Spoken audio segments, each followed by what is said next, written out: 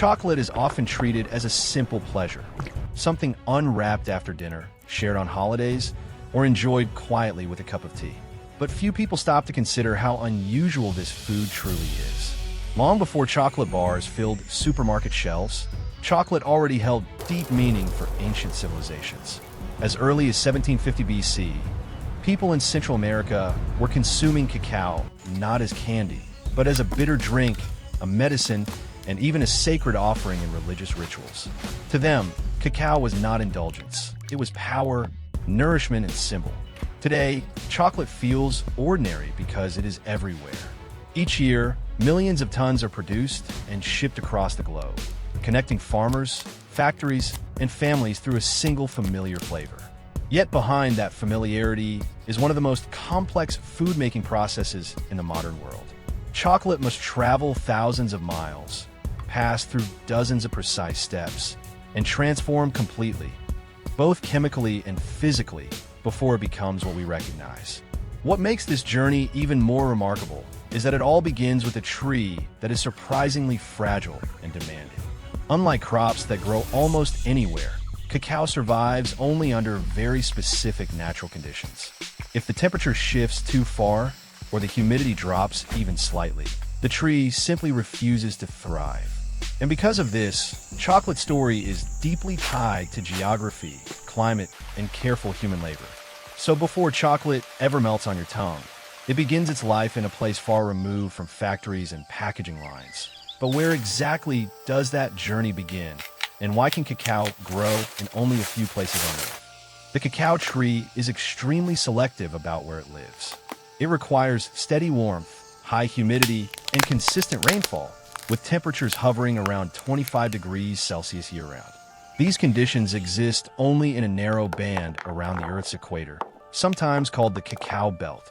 This is why cacao has never been a global crop in the way wheat or rice is. Instead, it grows quietly in regions where nature cooperates just enough. Centuries ago, ancient civilizations like the Maya and the Aztecs happened to live in this ideal zone. Their discovery of cacao was not accidental brilliance. It was the result of living close to a rare and demanding tree. Today, much of the world's cacao comes from West Africa, where similar equatorial conditions allow the tree to flourish. Despite modern technology, cacao still cannot be forced to grow elsewhere at scale. Nature sets the rules, and chocolate follows them. Harvesting cacao is just as delicate as growing it. The pods do not fall naturally when ripe, and shaking the tree would damage future growth. Instead, each pod must be cut by hand, one at a time. Inside every pod are cacao beans surrounded by a sticky white pulp, nothing like chocolate in appearance or smell. Workers must open each pod manually and remove the beans with care, a slow and labor-intensive process that has changed very little over centuries. At this stage, cacao is still far from chocolate. It is raw, pale, and faintly sour. Something crucial must happen before flavor can even begin to develop. But what process could transform these strange beans into the foundation of chocolate's taste? Once harvested, cacao beans begin the most important transformation of their entire journey: fermentation. The beans, still coated in their white pulp, are placed into wooden boxes or heaps and covered with banana leaves. For several days, nature takes over. Heat builds, sugars break down, and chemical reactions quietly reshape the beans from the inside out. This step is not optional. Without fermentation, chocolate would never taste like chocolate at all. During this time, unwanted bacteria are destroyed, the pulp dissolves, and the beans darken in color. More importantly, the foundations of chocolate's flavor are created. Hundreds of chemical compounds begin forming, setting the stage for the aromas and tastes we associate with cocoa. When fermentation ends, the beans are dried in the sun, reducing moisture and preventing mold while gently refining their flavor even further. Only after this slow process are the beans stable enough to travel across oceans to factories around the world. They're carefully inspected and roasted, a step that deepens flavor through precise heat and timing. Roasting activates complex browning reactions, releasing rich aromas and unlocking the familiar warmth of chocolate. After roasting, the shells are removed, leaving behind cacao nibs, the true heart of chocolate. These nibs are ground into a thick, dark paste known as chocolate liquor.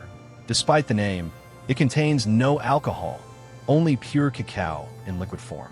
But chocolate still isn't finished.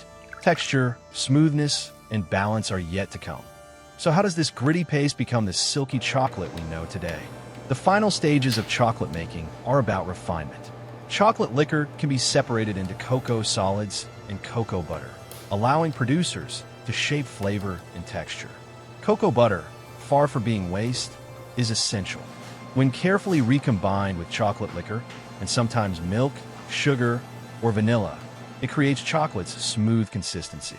This blending process, called conching, gently mixes and aerates the chocolate for hours or even days, softening sharp flavors and creating balance.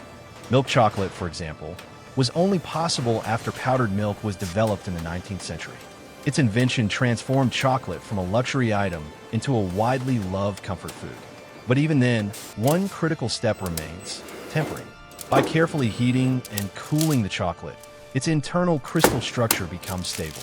This gives chocolate its clean snap, glossy surface, and smooth melt in the mouth. Finally, the chocolate is poured into molds, cooled, inspected, and wrapped, ready to be shared around the world.